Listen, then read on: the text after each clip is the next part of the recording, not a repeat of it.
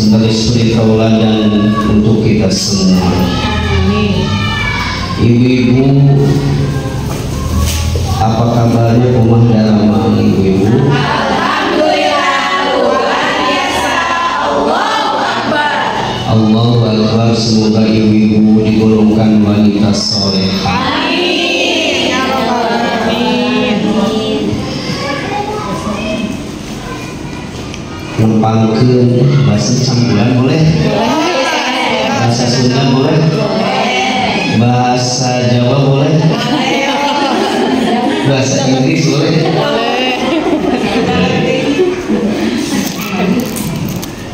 Alhamdulillah, takdir Allah pada sore hari ini saya dapat bersilaturahim dengan ibu-ibu wanita solehah Mustaqim al-Muhajirin. Setelah sekian lamanya saya merindukan.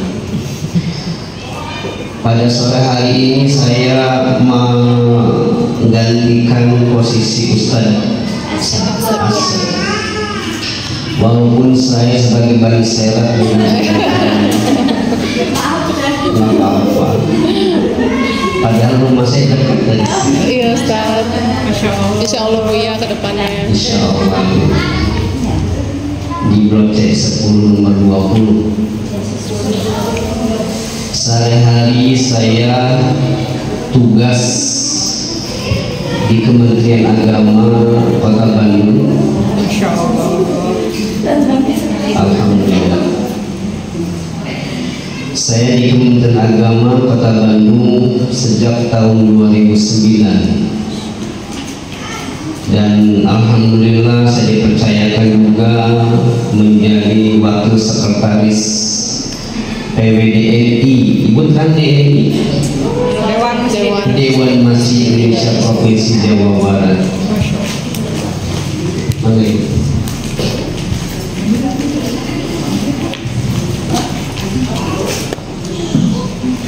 Di salah satu badan otonom DMI itu ada yang namakan BKMM.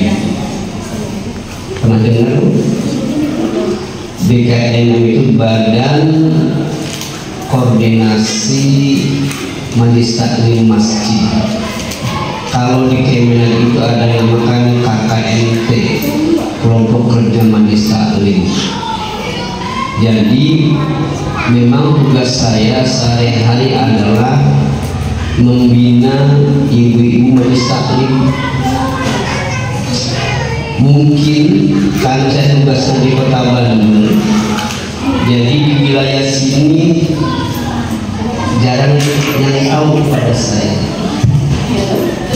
Kalau di Kota Bandung, insya Allah sebagian kecil sudah tahu saya. Apalagi terus saya pun salah satu pengisi kajian di Masjid Raya Al-Jabar. Dulu saya sempat punya selebritis, Ustadz selebritis di televisi e-channel, kurang lebih selama 1 tahun. Itu sedikit gambaran tentang eta teh saha Ustaz, eta teh ibu penasaran buah-buah Ustazna karena tidak dikenal, jadi pertanyaan besar takutnya aliran sesat. Insya Allah saya tidak akan menyesatkan ibu-ibu, insya Allah tidak. Ibu siap mendengarkan materi kajian sekali? Insya Allah siap. Menundukkan? Insya Allah. Ibu jangan tegang, jangan grogi, santai saja. Nanti kalau ada pertanyaan, sok naos non white, tapi syaratnya satu. Pertanyaannya yang mudah dan gampang. Ibu-ibu, pada sore hari ini insya Allah kita akan sama-sama membahas satu materi yang mudah-mudahan ini bermanfaat untuk kita semua, yakni belajar dari keluarga Nabi Ibrahim alaihissalam. Sebelum saya menyampaikan materi kajian pada sore hari ini, boleh saya curhat? Boleh. Bu, di sini siapa yang suaminya ustaz? Maksud? Tidak ada istri. Yang suaminya ustaz mana maksudnya? Mami Ustaz Ahmad. Insya Allah. Siapa yang suaminya guru? Guru nol. Guru SD, SMP, SMA atau dosen ada? Di sini saya nanya, silahkan Bu. Saya waktu itu dapat sedikit karena ustaznya jadi kenal jadi sedikit. Alhamdulillah banyak, alhamdulillah.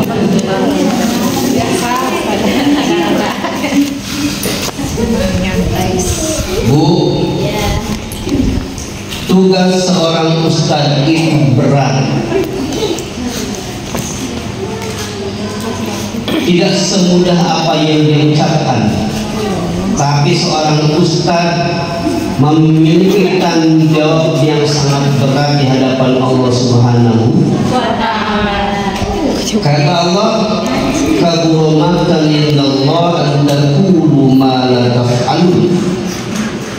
Murka Allah itu sangat besar terhadap orang-orang yang hanya mampu berkata-kata, pintar nasihatin orang lain, pintar nyeramahin orang lain, tapi tidak bisa menceramahi dirinya sendiri dan keluarganya. Jadi Allah itu sangat marah kepada orang yang hanya mampu menasihati orang lain untuk beribadah, tapi dirinya malas ibadah. Jadi tanggung jawab seorang ustaz, tanggung jawab seorang penceramah itu sangatlah berat hadapan Allah Subhanahu wa Ta'ala. Yang kedua, kata Allah dalam Al-Quran, ku anfusakum wa ahlikum nar. Jaga dirimu, jaga keluargamu dari api neraka. Yang diperintahkan Allah kepada kita semua, termasuk kepada saya, ku anfusakum, jaga dirimu, kata Allah. Allah tidak menyuruh saya menjaga ibu. Allah tidak menyuruh saya menjaga wanita lain. Allah tidak menyuruh saya memperhatikan anak orang lain. Tapi ku anfusakum wa ahlikum, keluargamu. Jaga dari apa? Dari api neraka. Artinya seorang ustaz itu sebelum menasehati dan menceramai orang lain, nasihati dirinya sendiri, nasihati dulu keluarganya sendiri. Kalau dirinya sudah baik, kalau dirinya sudah soleh, silakan nasihat orang lain. Kalau istrinya sudah baik, anaknya sudah baik, nasihati anak orang lain. Berat atau ringan ibu? Berat. Tanggung jawab seorang ustaz, tanggung jawab seorang mubalik itu sangatlah berat. Saya ingat kata-kata Hakim. Kata Hakim itu, apa yang kita lakukan Allah ridho atau tidak?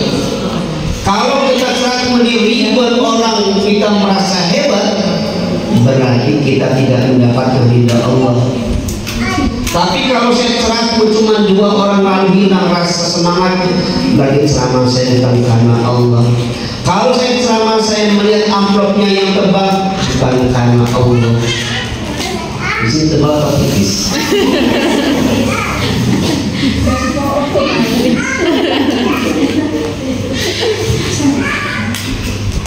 Ya, berarti menjadi ikhlas ya. Insya Allah. Itu Bu. Jadi saya sore hari ini datang di majelis ilmu ini memiliki tanggung jawab yang sangat berat. Menasihati orang lain berarti saya sudah siap dengan konsekuensinya. Apa itu?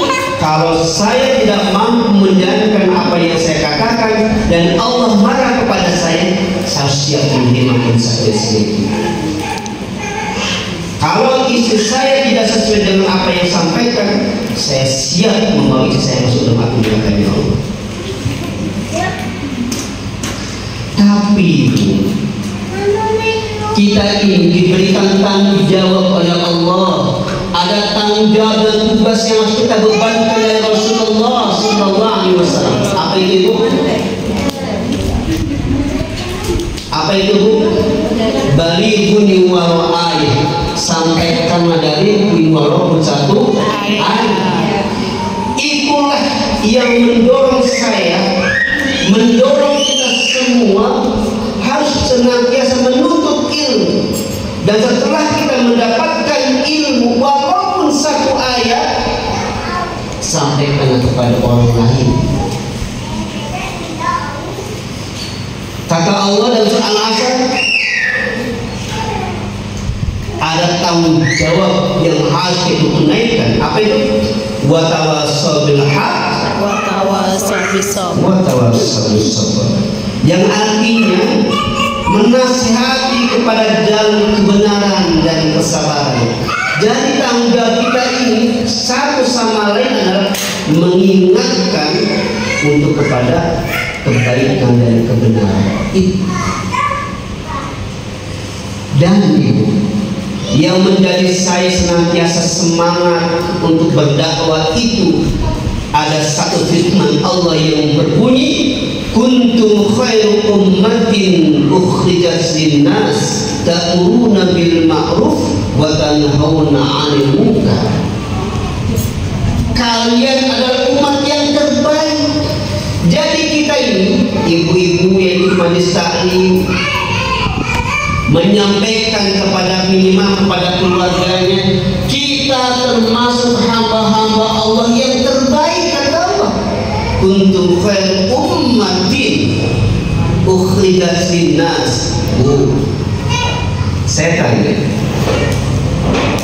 setelah ibu-ibu ikut kajian, suka nggak sharing dengan keluarga, minimal dengan suami? Ditanya nggak sama suami, mah tadi ngaji naon?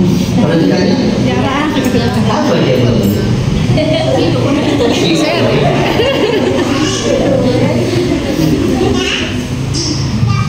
Mah mau masuk bete, nah usahanya ngenahin kan mama.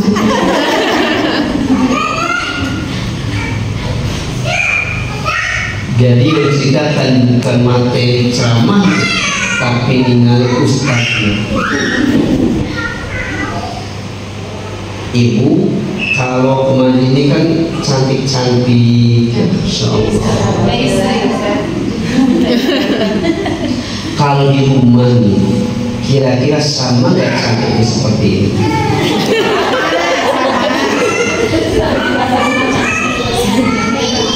Jawab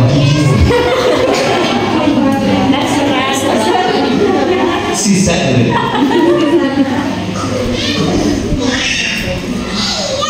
Kalau kemarin kan cari pakaian yang paling bagus, mandi dulu ya. Silakan Ibu pakai wangi-wangian. Kira-kira ini kalau di rumah suami kerja jam 4 pulang, jam 3 ibu udah mandi, pakai baju bagus, bangun menyambut suami dengan penuh sukacita. Begitu apa enggak?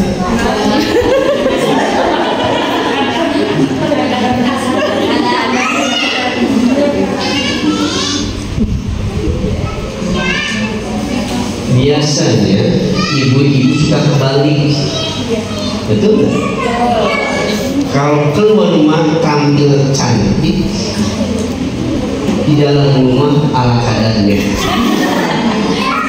Baju 3 kali dicuci masih dipakai. Nyaman Ustaz. Kalau keluar pakai baju bagus, dalam rumah cukup daster. Daster sudah kurang lagi. Kode itu Ustaz. Itulah baju kebesaran ini. Jadi ibu, yang kedua, ibu-ibu kalau kesini pakai jilbab rapi, kira-kira kalau di rumah, di teras rumah itu sesapu, pakai jilbab atau nggak pakai jilbab? Alhamdulillah. Soalnya banyak ibu, kalau kemarin pakai baju yang rapi, jilbab rapi, kalau nyampe di rumah, tahu bulucu. Tahu bulucu? Ada yang pakai jilbab, tapi dasarnya selutut. Sesapu belum ya. Nah, yang seperti itu berarti tidak menerapkan ilmu yang dapat di majelis ini. Saya harapkan dari kajian sore hari ini, Bu, kita ini dapat mengambil ilmunya dan kita menerapkan dalam kehidupan. Siap, Bu? Siap. Karena kita akan membahas tentang keluarga Nabi Ibrahim. Nabi Ibrahim itu siapa? Yang Nabi Ibrahimnya, istrinya dan anaknya. Jadi keluarga Nabi Ibrahim menjadi parameter atau suri tauladan untuk kita. Dan sore hari ini kita akan bahas dan mari kita jadikan pedoman dalam kehidupan ini. Baik, ibu-ibu, bawa mushaf Al-Quran? Bawa. Baik, bagi yang bawa Al-Quran silahkan buka surat Al-Mumtahan ayat keempat. Mumtahan itu surat ke-60.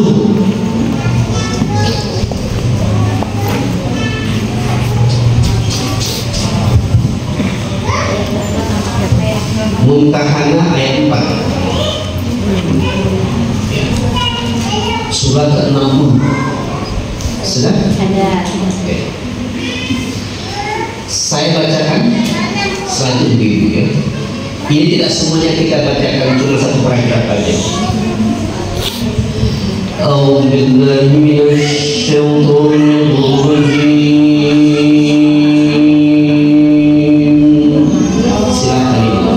1, 2, 3. A'udzu billahi minasy syaithanir rajim.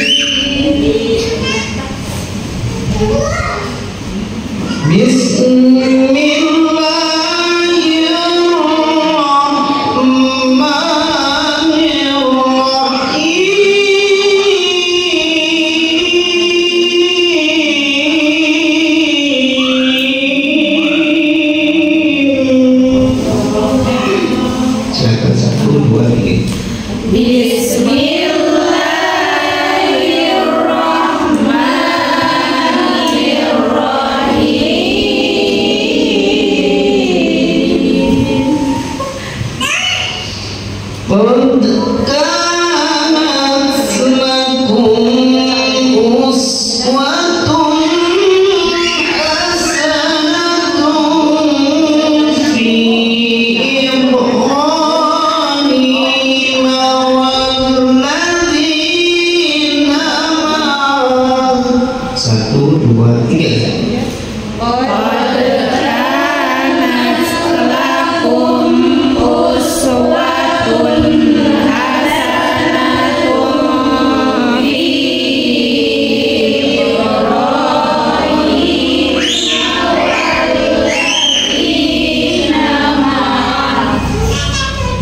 Suaranya bagus. Wah. Ibu-ibu, ini aja. Qad kanat lakum uswatun hasanatun fi Ibrahim walladzina ma'ahu. 1, 2, 3.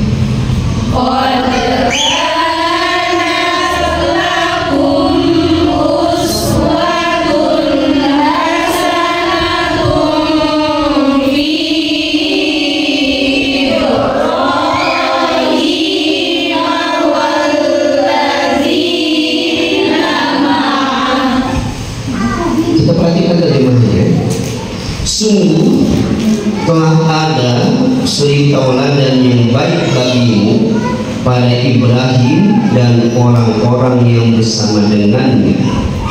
Siapa yang bersama dengannya? Keluarga dan Istri dan anak-anaknya. Jadi dalam Al-Quran surat Al-Mumtahanah ayat 4 ini dengan jelas Allah mengatakan bahwa ada suri tauladan. Suri tauladan apa? Contoh yang terbaik dalam diri Nabi Ibrahim dan keluarganya. Nah, kenapa materi kita angkat pada sore hari ini? Karena kita sekarang berada di bulan Dzulhijjah. Bulan Dzulhijjah itu ada dua peristiwa besar yang harus kita ketahui. Yang pertama adalah pelaksanaan ibadah haji, dan kedua penyembelihan hewan kurban.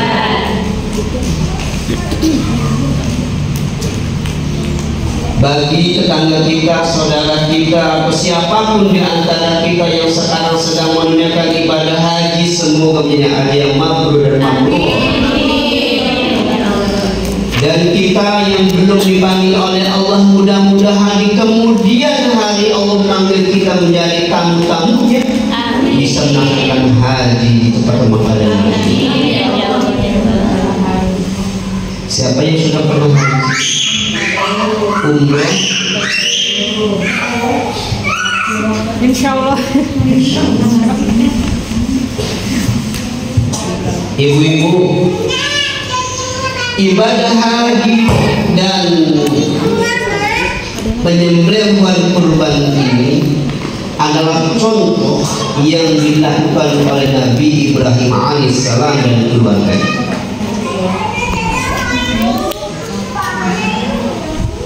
Dari kisah itu ada tiga yang akan kita ambil.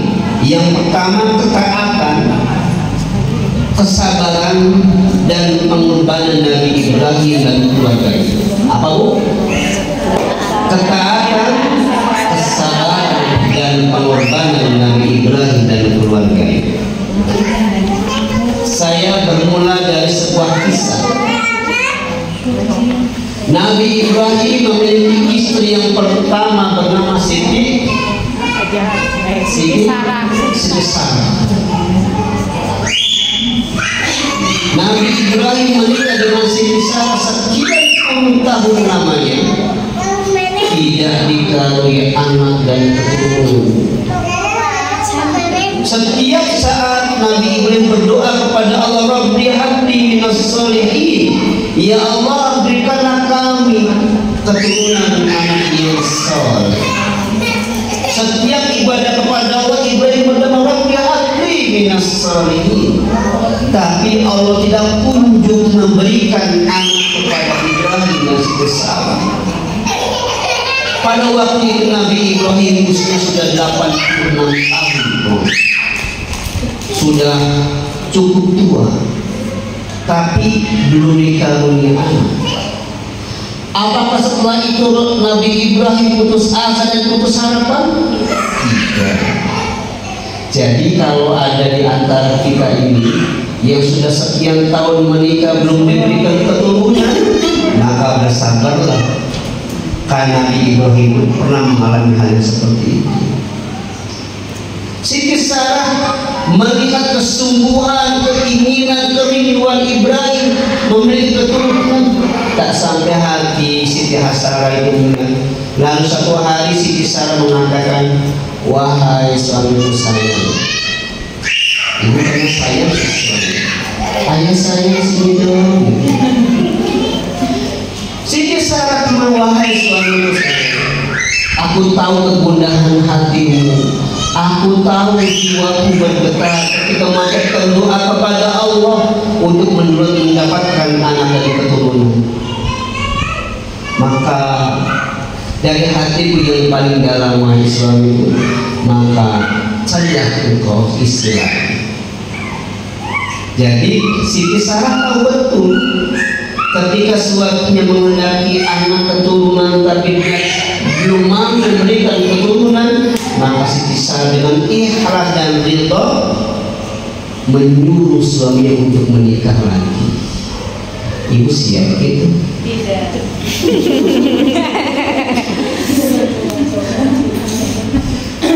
Apakah Ibrahim langsung mengatakan yes? Gitu? Enggak. Karena Sarah istri yang salehah, Ibrahim suami yang saleh, tidak menunjuk wah betul apa akan cari wanita yang tercantik. Ternyata Ibrahim tidak seperti itu. Enggak, aku ingin bersama. Sampai mengatakan lagi, Siti Sarah mengatakan, Ibrahim nikahlah supaya aku punya anak keturunan itu. Karena terus bicara, akhirnya kata Ibrahim, kalau begitu silahkan engkau yang mencarikan. Jadi Siti Sarah yang mencarikan istri yang kedua dari Ibrahim. Siti Sarah pintar.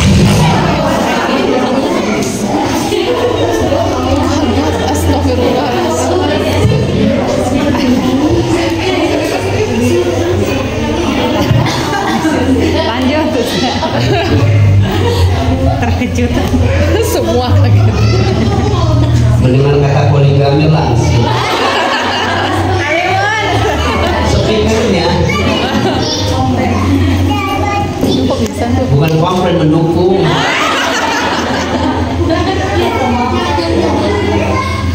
Siti Sarah mencarikan istri untuk suami.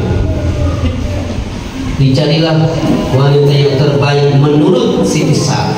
Siapa namanya? Siti Hajar. Gimana rupanya? Cantik.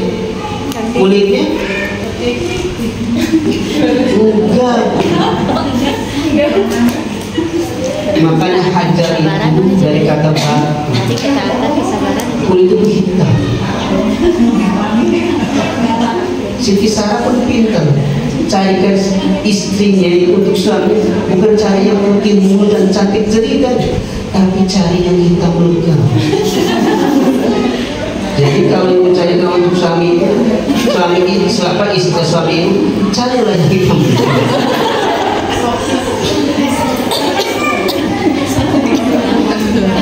Nabi Ibrahim karena dia tahu ini adalah pilihan yang terbaik. Nah, hamilan itu hidup terima. Setelah menikah nggak berlangsung lama, hamil, senang banget. Senang Siti Hajar dan Nabi Ibrahim setelah itu melahirkan. Ketika sudah melahirkan, inilah babak awalnya pengorbanan Nabi Ibrahim alaihissalam, yakni diperintahkan oleh Allah dalam surah As-Saffat ayat 100 bahwa 102 istri bernama Siti Hajar dan Ismail dibawa ke sebuah lembah yang gersang dan tandus, namakan lembah Baka. Apa bu? Di mana itu? Di Makkah. Nabi Ibrahim itu diamnya di kota Palestina. Makanya sekarang kalau Israel memborbardir Palestina, itulah tanah kelahiran Nabi Ibrahim alaihissalam. Perjalanan dari kota Palestina menuju kota Makkah kurang 1000 km. Memakai pesawat enggak, memakai mobil belum ada. Pakai apa? Unta.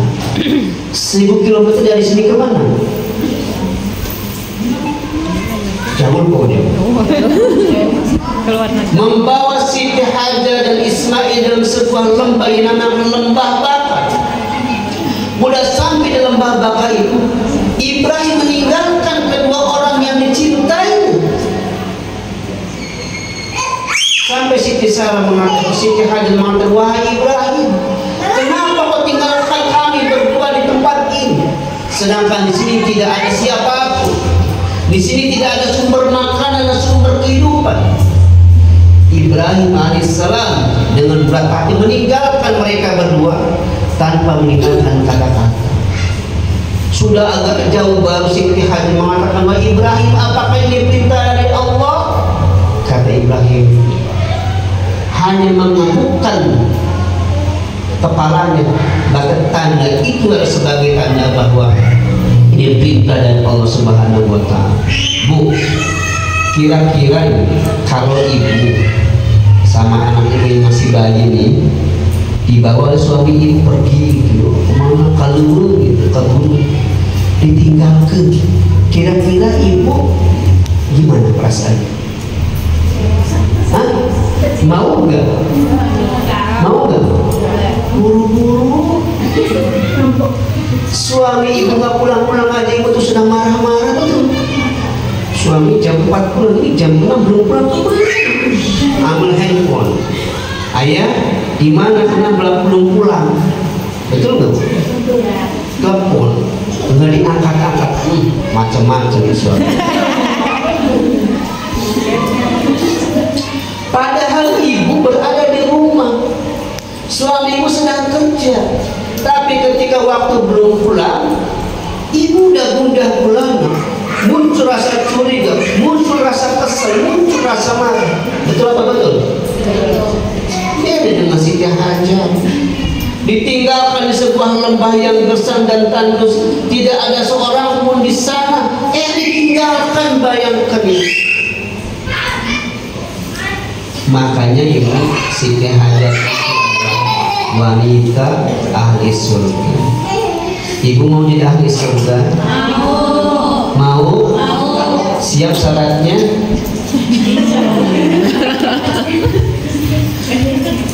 Ditanya mau ke surga? Mau. Siap syaratnya? Iya. Sekali lagi ya. Ibu mau masuk ahli surga? Mau? Mau masuk surga? Mau? Siap dengan syaratnya? Siap.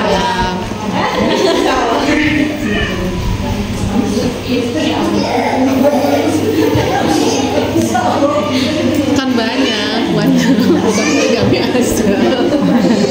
Itu surga yang tadi rindukan. Ada empat syarat wanita penghuni surga. Gampang bu. 1. Taat kepada Allah. Ibu taat kepada Allah. Salat wajib. Pakai jilbab. Alhamdulillah. Yang kedua taat kepada Rasul. Ibu taat kepada Rasulullah. Cinta kepada Rasulullah. Syarat yang ketiga taat kepada suami. Taat kepada suami. Tidak pernah marah ke suami.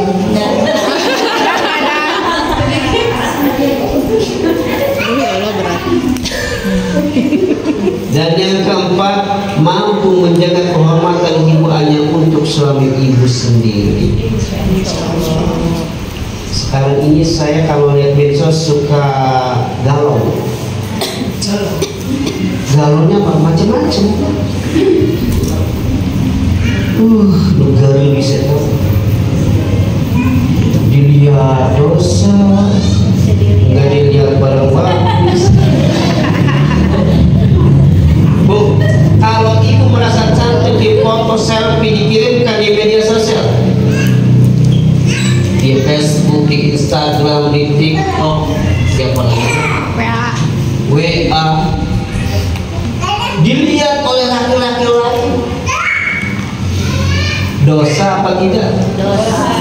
Kalau yang melihat foto ibu, walaupun pakai jilbab, pakai jilbab cantik, ada 100 orang tergoda syahwat, dosa mendapat pahala itu. Dosa dapat pahala.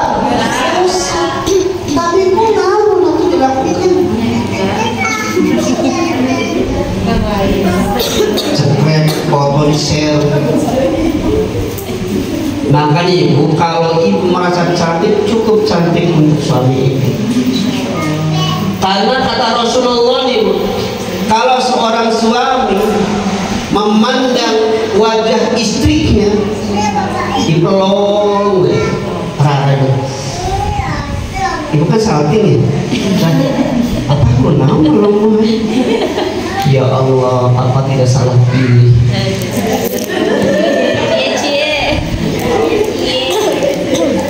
Mama adalah wanita yang tercantik.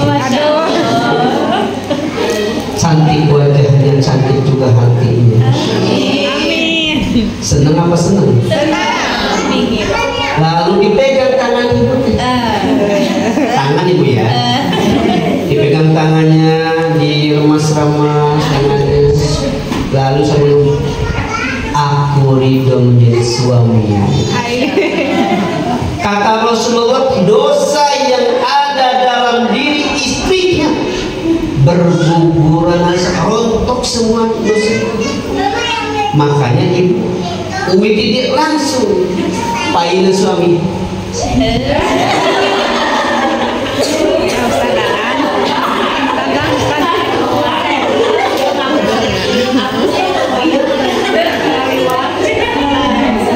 Ibu manggil suaminya apa? Ayah. Apa lagi? Papa. Apa lagi? Ulang. Ya. Mau dipelong. Tadi sama Pak Ustad.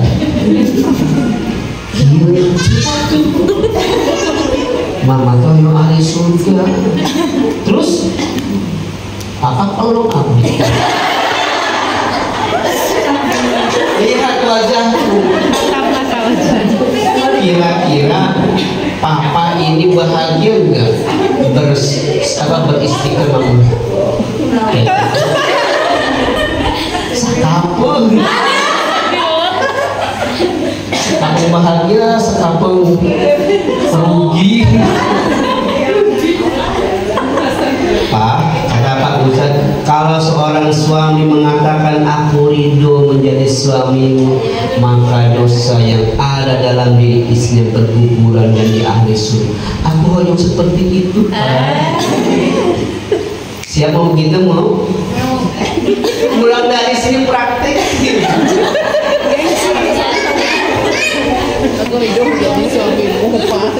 Itu syaratnya jadi ahli surga. Gampang atau gampang? Gampang atau sulit? Kalau gampang, yuk ibu laksanakan. Sholat, ibu sholat, puasa, zikir, pakai jilbab, membaca sholawat. Tinggal taat kepada suami. Sami'na wa ata'na, dengar dan taatilah suamimu, maka hukum di ahli surga. Ma, ayo mam, no sorangan juga ucap lebih. Bu, ketika suami datang, ya, atau Pak, minum dulu ya. Diminum oleh suami. Bu, air putih yang cuma satu gelas yang diminum oleh suami ibu itu, maka pahalanya mengalir kepada ibu selagi darah suami masih mengalir. Masya Allah. Maka kasihlah minum kepada suami ibu yang banyak, 1 galon gitu. Benar Bu. Kadang seorang istri itu menyepelekan hal-hal yang kecil padahal itu penting. Ngasih air minum, nyuci, nyetrika. Ada yang bilang gini, nyuci, nyetrika, masak, membersih rumah itu pekerjaan suami. Benar nggak? Benar. Hari pun naon wae. Lahir banget. Bu, sepanjang saya mengetahui sirah nabawiyah, Rasulullah itu 2 kali. 1, menjahit rupahnya yang lepas. Yang kedua, menjahit pakaiannya yang kotor. Selebihnya istri yang mengerjakan. Jadi ibu ingin menjadi ahli surga atau jadi ahli neraka? Surga. maka terbantu mengabdi kepada suami ibu. Ya, kali. Kenapa? Eta kumus menengah mabrongos gitu kali. Dia lebih ke sama ibu sisiran. Eta dak usah senti kali. Bu, apapun yang dikerjakan oleh seorang istri kepada suaminya karena Allah, maka di setelah pintu surga akan terbuka bagi wanita yang seperti itu. Siap Bu? Siap. Setelah itu pergilah Nabi Ibrahim meninggalkan anak istri. Setelah sekian lama udah terima air susunya, neneknya udah kehilangan airnya. Ismail menangis meronta-ronta karena kehausan, karena kelaparan. Naluri seorang ibu adalah apa? Mencari sumber makanan. Wah, di sana ada sumber air. Dia lari Siti Hajar di bukit sofa. Ternyata di buku sofa nggak ada sumber air, yang ada adalah gunung yang panas dan besar. Melihat sebelah sana, oh itu ada bukit Marwah. Cari ke bukit Marwah. Ternyata tidak ada air di sana. Bolak-balik selama 7 kali itu yang diabadikan dalam rukun haji yang dinamakan syai. Jadi rukun haji yang dinamakan syai itu adalah perbuatan yang dilakukan oleh Siti Hajar ketika mencari sumber air.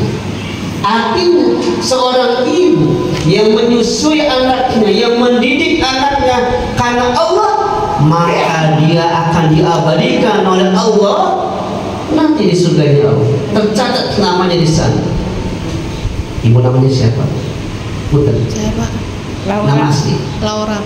Laura apa? Oktalistia, Ustaz. Tercantum namanya Laura Oktalistia. Oktalias binti Sel. Ada di pintu surganya Allah. Amin. Rakyat Ningrum binti. Wah, di pintu surganya Allah. Ibu namanya siapa? Atila. Ada siapa? Atila. Ada siapa?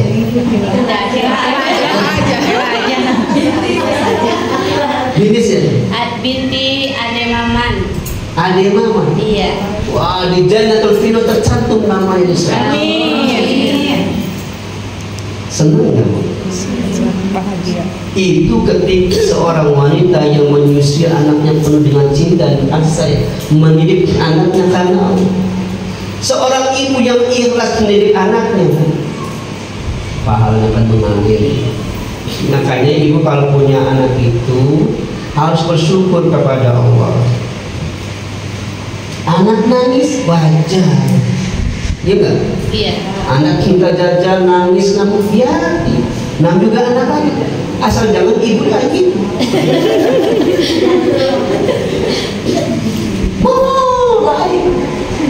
Adik, diam. Kalau apa cubit.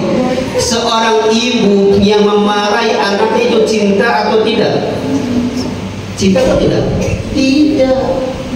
Anak kemari kesana kemari, ada piring pecah, ada gelas pecah.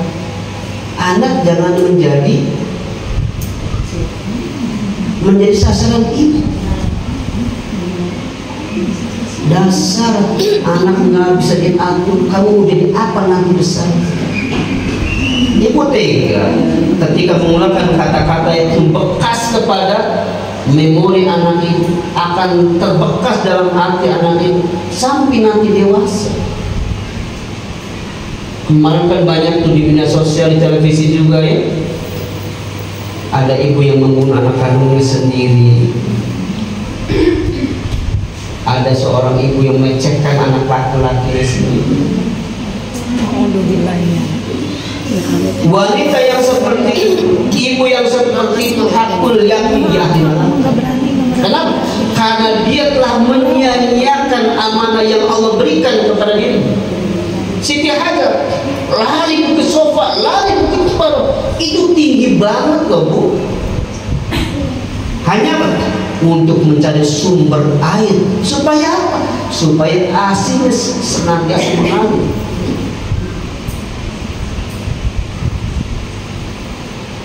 Bagi ibu yang punya suami, alhamdulillah ada yang mencarikan nafkahnya, cari uang. Bayangkan bagi seorang ibu yang sudah tidak punya suami, ditinggal meninggal atau bercerai, sedangkan kebutuhan hidup selalu ada tiap hari. Anak harus dikasih makan, kasih jajan, biaya sekolah, gimana? Mau jualan tidak punya modal, mau kerja tidak ada ijazah. Coba dulu. Tapi naluri seorang ibu, mohon pada Allah, ya Allah, Engkau telah berikan amanah kepada anak-anak ini, ya Allah. Aku terima kasih kepadamu, ya Allah, atas keturunan yang aku dapatkan. Oleh karena itu, ya Allah, aku mohon kepadamu, berikan aku kesabaran dan kekuatan. Dan aku sekarang sedang menghadapi masalah, ya Allah, tolonglah hambamu ini, ya Allah. Mohon kepada Allah, maka pasti nanti Allah akan memberikan jalan yang terbaik. Dengan ini udah ditinggal suami, anaknya disia-siakan, ada yang pergi kerja ke luar negeri, anak ditinggalkan, dititipkan di neneknya atau di saudaranya, nggak pulang-pulang. Ibu macam apa ini? Katanya nangis tuh. Nah, setelah Siti Hajar dari sofa dan malu itu keluarlah yang namakan air Zam-Zam. Ibu pernah minum air Zam-Zam? Pernah. Sama nggak dengan air mineral ini? Beda. Sama nggak? Bentuknya sama nggak? Sama. Bentuknya sama. Yang membedakan apa? Hah? Rasanya beda. Di samping rasanya apa yang membedakan? Kadar kandungannya. Apa beda kadar kandungannya? Mineralnya lebih tinggi. Mineralnya lebih tinggi. Setelah itu keberkahan yang ada dalam air Zam-Zam itu sungguh luar biasa. Ribuan tahun air Zam-Zam itu, sumber air Zam-Zam itu nggak pernah habis sampai saya. Berjuta-juta liter air dibawa oleh jamaah haji, nggak pernah habis. Ibu kalau ibadah umroh itu yang namakan air Zam-Zam itu berjejer, ada yang dingin, ada yang bebas diminum sama itu.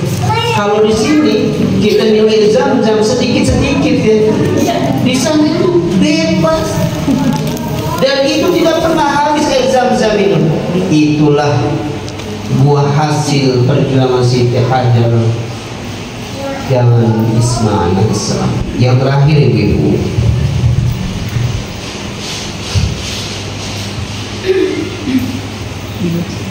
kita bicara tentang hewan kurban.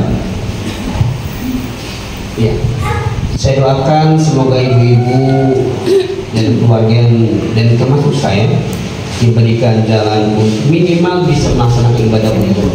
Amin. Sekalian promosi boleh. Jadi nanti kalau ibu ingin daftar umroh, daftarlah ke saya.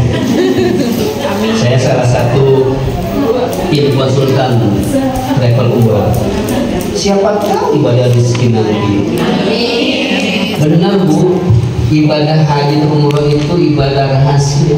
Ada orang kaya nggak berangkat ada orang penjual kampung bisa haji dan umroh. Berapa sekarang Pak Ustaz? Murah.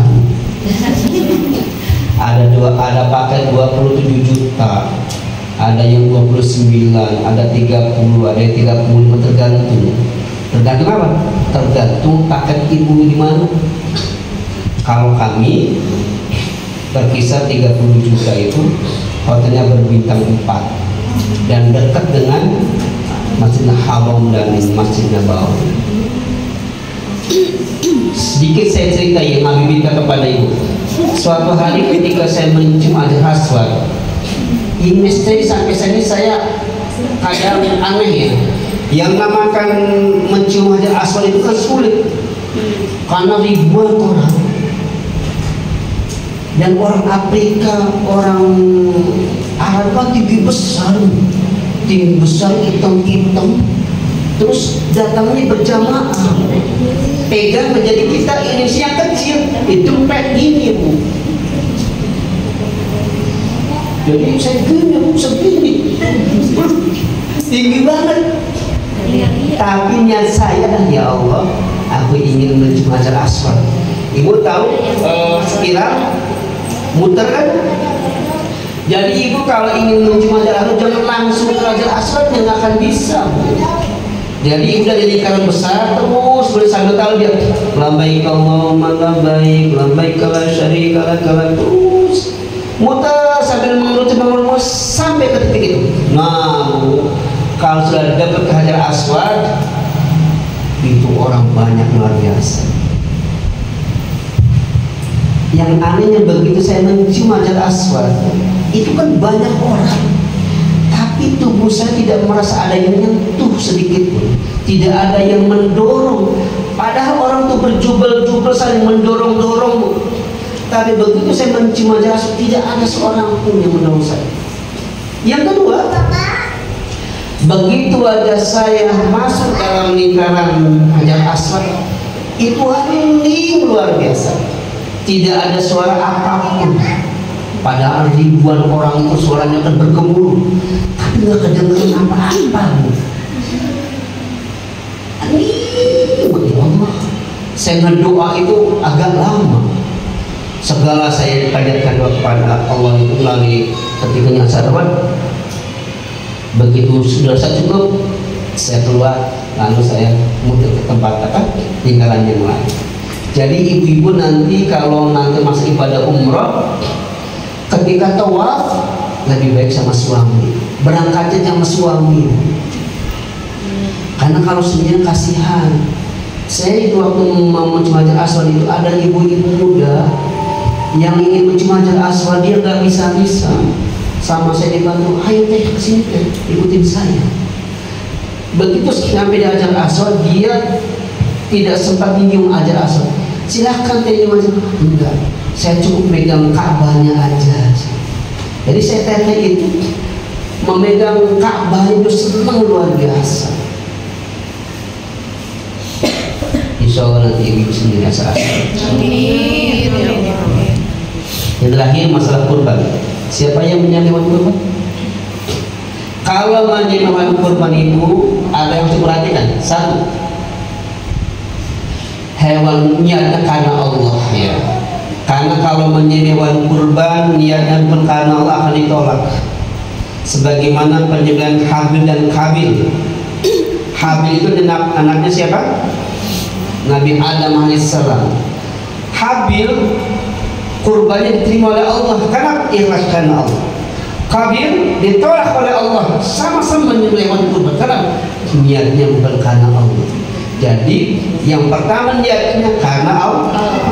Ibu mau motong domba silakan, kambing silakan, unta kalau punya silakan, sapi silakan, burung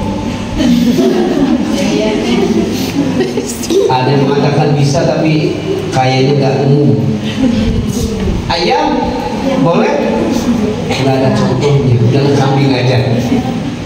Yang kedua, hewannya harus sehat tuh.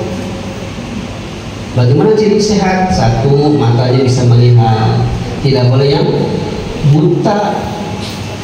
Mentang-mentang ingin hemat, cari hewan kurbannya matanya buta, itu nggak sah. Yang ketiga, tidak boleh cacat.